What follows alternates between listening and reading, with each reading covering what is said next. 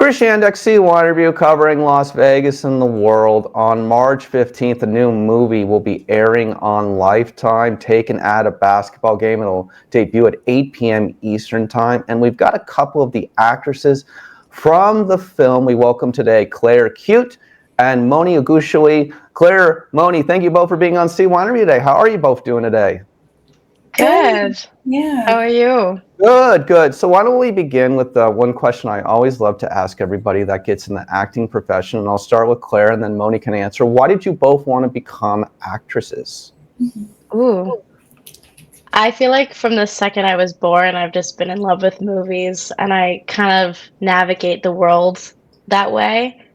I've always loved performing, but I've especially just always loved film and the craft of film. So, yeah, I started acting professionally very young, and I just never stopped because it's my true love. So, yeah. Moni? Yeah, and for me, so I didn't think that I was good enough to be an actor when I was younger, so I kind of didn't do it until I randomly got into background acting, and I was upgraded on set by FET Brown. And through that, I was able to get an agent. I started taking classes, and then I realized that I actually loved acting, and I kind of discounted myself at first. I'm really happy that I got into it because it has grown to be like one of my best passions, honestly. Sounds great. So this movie is really about some very serious topics: kidnapping, human trafficking. I'll start with Claire. Tell me about playing Robin. Oh my goodness. It was definitely really intense. I like thrive off of roles like this. I love thrillers, but to be like isolated, like we were shooting in Calgary and like I have no family and friends there, and we were just like in the middle of nowhere. It was really cold, and obviously like playing a girl who's like heavily abused and taken and like far from everything that she knows, being like literally in the middle of nowhere and from my perspective definitely helped me to get into the character. um but it was a lot of screaming, a lot of crying. It was really intense. I would end off every day feeling like drained, and it took me like weeks after the project to kind of get back to normal. But I love Robin because she's a fighter, and like something that Ruba and DB and I talked about a lot like every day was that we never wanted her to just be like accepting her circumstances. Like the whole film, she's still fighting and she still has hope no matter what. And so that was a really fun like juxtaposition to play for me, of being petrified and not knowing what's going to happen and not knowing if there's going to be a happy ending, but still fighting to get through it. Moni, tell me about your character of Lisa. I'm playing Splendid. So Splendid she's a worker. She's a sex worker, and she's had a very rough upbringing. And she's trying to get out of the circumstances that she's in currently. So basically, in order for me to play that role, I had to kind of delve deep into my past because I've actually seen women like this firsthand. It's actually way more common than you think. So the trafficking part like happens a lot. So unfortunately, when I was younger, I did witness my friends. That happened to one particular friend that I know of. So I was pulling a lot from that, and I just wanted to give women who were going through that kind of a voice, and I hope I did that role justice. It was really hard. Like, you have to kind of create a different persona, kind of a mask, which is different from who she was on the inside. So I tried my best, and I hope I did it justice, because it's really hard, honestly, to go through that and to fight to get out. And yeah. Oh, absolutely. No denying that. So you both get to play alongside seasoned actor DB Woodside. Claire, what was that like for? Oh, he's amazing. It was really fun because like our characters are like an estranged father-daughter, so I didn't have to like spend that much time with him. Well, like I wanted to, but like for the seconds that we had together, it was just like instant chemistry. And it was so easy to bounce off of each other. Like we would kind of be in awe of that because, as I said, we didn't really get that many scenes. So for the moments that I had, I'm so grateful to work with him. And I feel like there's a lot of like natural father-daughter chemistry, even with the like underlayer of being estranged and like we didn't like have a regular relationship, I suppose you could say. And yet I still feel like it played really nicely and I love him. He's just amazing to work with. He's a very talented, like all around professional writer, actor, everything. So yeah. Moni, thoughts on working with DB? Oh, I loved working with TV. Honestly, he's so funny. We were always making jokes. Because he's a veteran actor, he has so much knowledge to give. And like I was able to just ask him, like, what do you think about this for Splendid? What are the ideas that you have for this? Because he was so invested in the project. Like he was such a gem to work with. He has such an extensive background. So I'm not necessarily new, but I'm sort of new to the industry. So to get all of that advice from him and support from him meant a lot. He's fantastic, honestly. Taken at a Basketball Game again airs on Lifetime, debuts March 15th at 8 p.m. Eastern Time. Both of you, what do you hope people take away from this film first, Claire? I feel like it's a really powerful PSA, I guess you could say. Like, it's something that unfortunately happens a lot, and I really hope that people just kind of see it as a cautionary tale, but also a tale of redemption. Like, it's a really powerful story in terms of character, but it's also, like I said, something that actually happens, which is like horrifying. But it's an important thing for people to see and to see that it's just easy, like it happens easily. So like I don't know, I feel like that's the biggest thing for me is like a cautionary tale but also a redemption story. Moni, thoughts?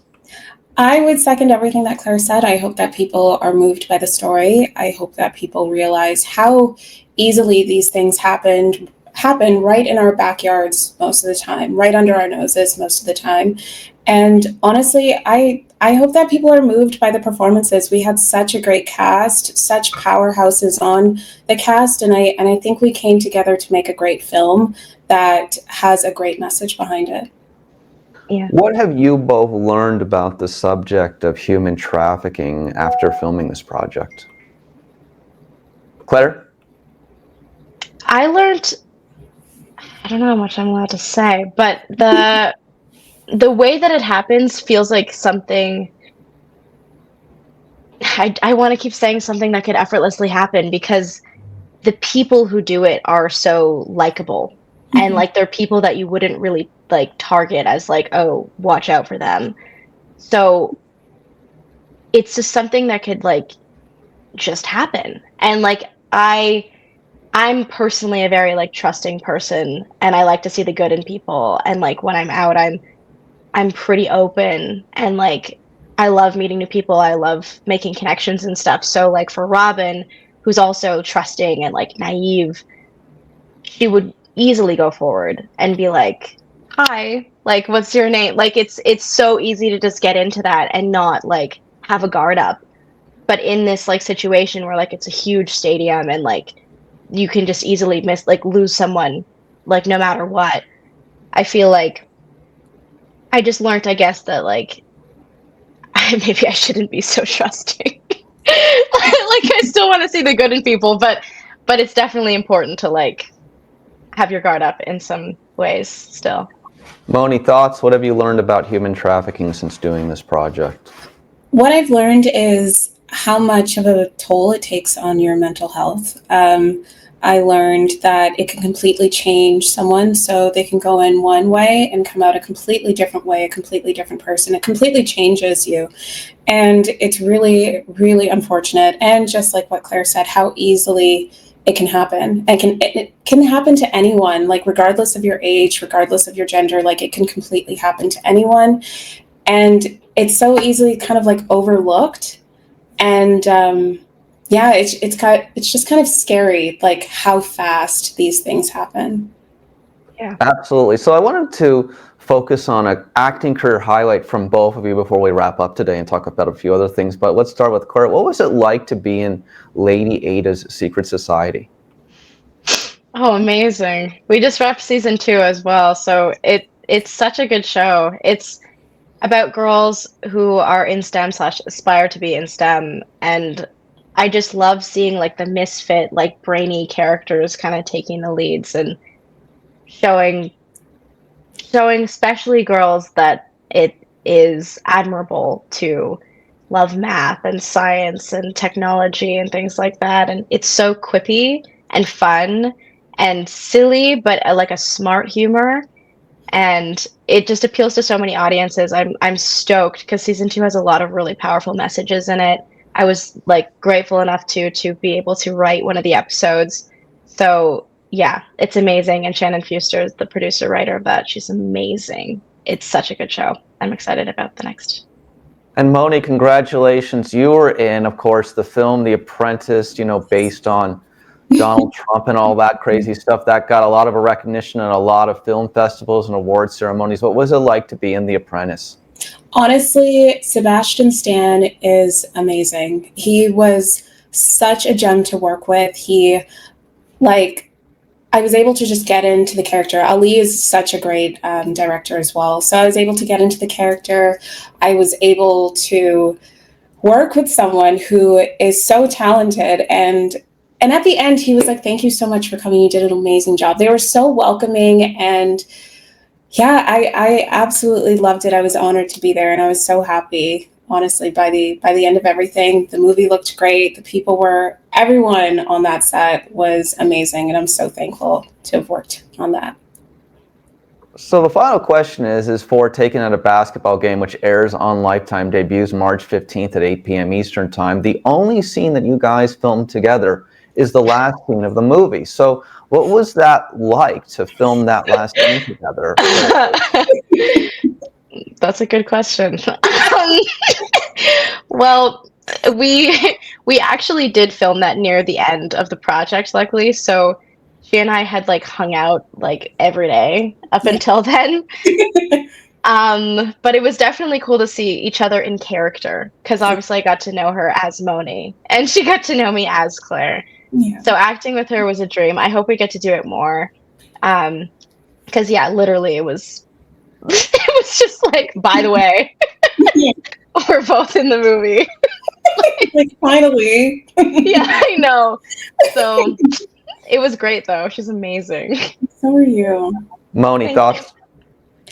Honestly, it was such a great way, I think, to end the film. I think it showed like how two women who kind of just went through similar experiences were able to come together and embrace each other. And I think we both saw the fighter within each other in that scene, and I'm really happy that we got to finally have a scene together. Yes. Final one here. Sea Interview is based in Las Vegas. Have either of you been to Las Vegas? Do you want to come to Las Vegas first? I've never been. I would love to go though. It's so fun. One of the things, guys, is that there are just so many live shows every night, 40, 50, 60 live performances, so many great artists, performers, actors, singers, dancers, comedians, you name it. There's just everything here. So anybody who's a true performing artist, they have to come here at least once in their life to see the great artist. It's just unbelievable. I promise you guys. Yeah, it's honestly great. It's a great city for sure. All right, guys, we're going to wrap up. Last question. Claire, what do you hope to accomplish in your acting future? Ooh, I want to win Oscars. I want to work with the greats, especially Emma Thompson. She's my favorite actress, and I really want to work with her. But yeah, I'm a filmmaker too, so I want to continue to direct and write my own films. I love horror. I love thriller. I want to stay in that lane as much as I can. I also love comedy, but I really love horror thriller, and yeah. Moni? I honestly, I know this sounds like typical actor. I would love to work with Denzel Washington or Angela Bassett. I absolutely love them. I've been watching them since I was a kid. I think that they are so talented, especially Denzel, even Angela Bassett. But I watched John Q, fell in love with it when I was young, and my dream would be to work with him. I'd also love to win awards, but I think that would be like a career high for me to be able to book something that Denzel was also a part of, honestly. Yeah, Angela's a past C1 interview guest. That was like, I don't know, 17 years ago, if you can believe it. But Yeah. she's phenomenal. Just her presence and her command of just everything is phenomenal. She is just so enthused, and that's something you should learn about. You know, a successful career is just continue to be enthused, because she's enthused in everything she does, and you can just tell, Moni. Yeah, I absolutely love her. I would say my favorite scene from her is like kind of the one that's, I don't want to say it's the most popular, but Waiting to Exhale. It's such a classic, and she improvised that entire scene in the closet where she was like taking off. She's so talented, like, and beautiful. So yeah, those are my two that I'd love to work with. Absolutely. Taking It a Basketball Game again airs March 15th, Lifetime, 8 p.m. Eastern Time. Claire, Moni, thank you both for being on C1 Interview. Of course, if you watched this full video, please hit the subscribe button below to keep up with everything we have going on here at C1 Interview in Las Vegas and beyond. Thank you both for being on CY Interview today. Thank you. Thank you so much for having us. Thank you.